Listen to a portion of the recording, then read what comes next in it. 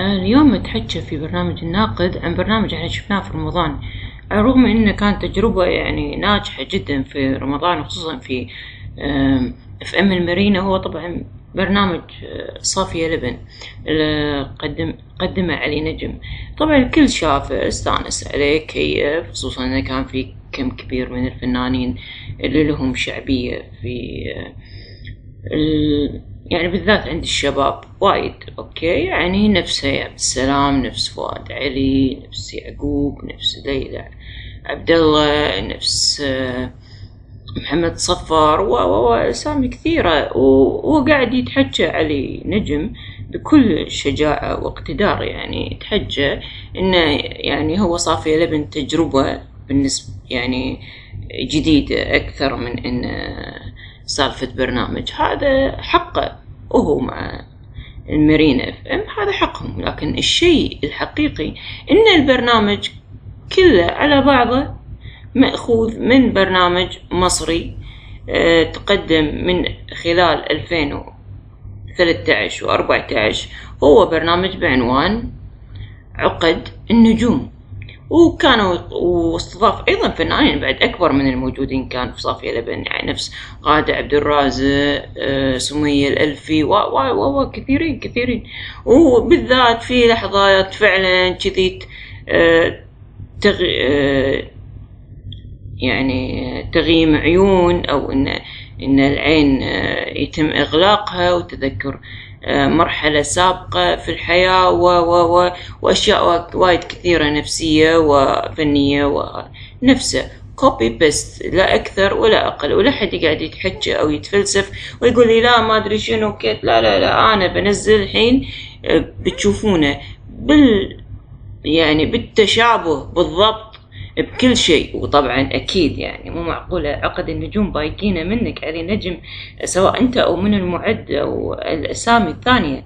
يعني ما اعتقد يعني مصر اعتقد بجلاله قدرها راح تفوق مثلا من المارينا، وخصوصا انتم ب 2015 وهم في 2013 و14 سووه. يعني مو معقوله حد يقول لا هم ماخذينه منكم، يعني باثر يعني ماضي، يعني ما قبلكم يا بابا، ما ينفعش كده يعني. فأنا راح أشوف الحين المستمع أو المشاهد راح يشوف الكوبي بيست عشان يعرف إنه فعلا صافية لبن مسروق أو كوبي بيست أو منسوخ، نسخة مو أوريجينال طبعا أكيد من برنامج عقد النجوم. شخص محتاج لك بنتي، اكتر شخص انت محتاجه له بنتي، اكتر شخص غايب عنك ونفسك تشوفيه. ابويا وامي واخويا الله يرحمهم. غمضي عينيكي. ايه هشوفهم؟ غمضي عينيكي. اوكي. هنفترض دلوقتي ان احنا عملنا لك مفاجأة، ودخل الاستوديو بابا كان مستشار في القضاء، وماما واخوكي ممكن فقدتيهم في فترات متقاربة، ودخلوا وشافوا بنتهم الجميلة بعد كل النجاحات اللي حققتها. عايز منك رسالة لبابا وماما واخوكي، وانت مغمضة عينيك ومن فضلك ما تفتحهمش. هتقولي لبابا ايه؟ انا هقول لبابايا انت وحشتني قوي. ذلك شويه يخف الموسم. ليش؟ لانه انا موظفه، زوجي موظف، اولادي المدرسه وواجباتهم وحملهم الدراسي ثقيل عليهم، فما اقدر اخذ اطفالي الا ويك اند فقط. فاحنا قمنا نشتغل من ويك اند لويك اند، من ويك اند لويك اند. وعلى فكره هذه الشغله مش فقط في الكويت، في اوروبا، في مسارح لندن نفس الشغله، في امريكا نفس الشغله، في مصر كبار نجوم يشتغلون ويوقفون، يشتغلون ويوقفون. العفو علي، وانت تسمع مثلا يقول لك اشتغل 7-8 سنين مسرح، بس مش متواصل ال8 سنين. يشتغل فتره ويوقف فتره، يشتغل فتره ويوقف فتره لمده 8 سنين. نفس عميق. راسي قام يعورني. نفس عميق. ايوه. شكرا. افتح عيني بس عاد شويه. يلا حياك، اهلا وسهلا، ويلكم. في تعليقات قاعده توصلني من كل مكان امانه، يقولون يمكن علشان كذي ما انحفظت هذه المسرحيات لان ما تصورت. اتجوزتي كم مره؟ كم مره؟ انتوا جايبين تاريخي كله بس. لا انا بسأل سؤال عابر كده. كم مره؟ مش فاكره. 3 4 4 آخر كلام.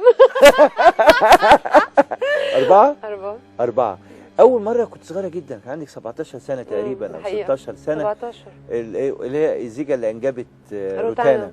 إيه اللي خلاكي تتجوزي في سن صغير قوي كده؟ كنت متسرعة جدا وما زلت طبعا أنا متسرعة، بس ما بقتش زي الأول.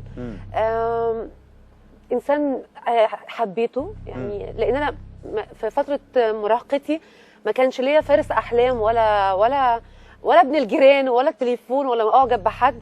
خبط لزق كده جواز على طول. حد أشوفه. وكان وما زال صراحة إنسان جميل وبني آدم محترم طب لما بنفشل في تجربة ونخش تجربة تانية، بيبقى مفترض ان التجربة التانية هتنجح عشان استفدنا من التجربة الأولى، فالتانية تفشل، فنخش في تجربة ثالثة فنقول خلاص بقى التجربتين قبل كده هيبقى تفشل. ايه الحكاية؟ بتفشل منهم مش مني. انت بريئة. طبعا. بالتأكيد. أكيد. عشان الرجالة كلهم كدابين وخونة. ايوه صح كده؟ كل ما ونس كل. زينب تزوجتي؟ ايه شوفي شلون جبت انتباهك بثانية بس بكلمة تزوجتي مرة واحدة. صحيح. ما ياني ريل.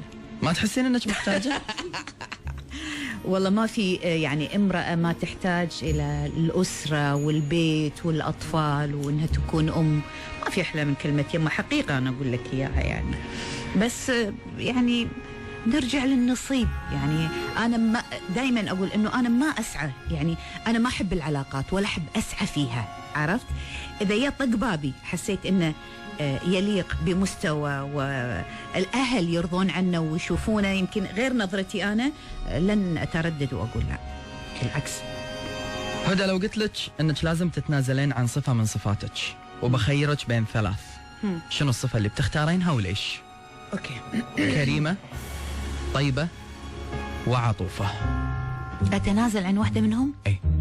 كريمة. ليش؟ مبذرة، لأن أصبحت يعني أحيانا ما ألقى شيء عندي. ليش؟ أنت تعرف يمكن برج الأسد سعادته من سعادة الآخرين للأسف. أي.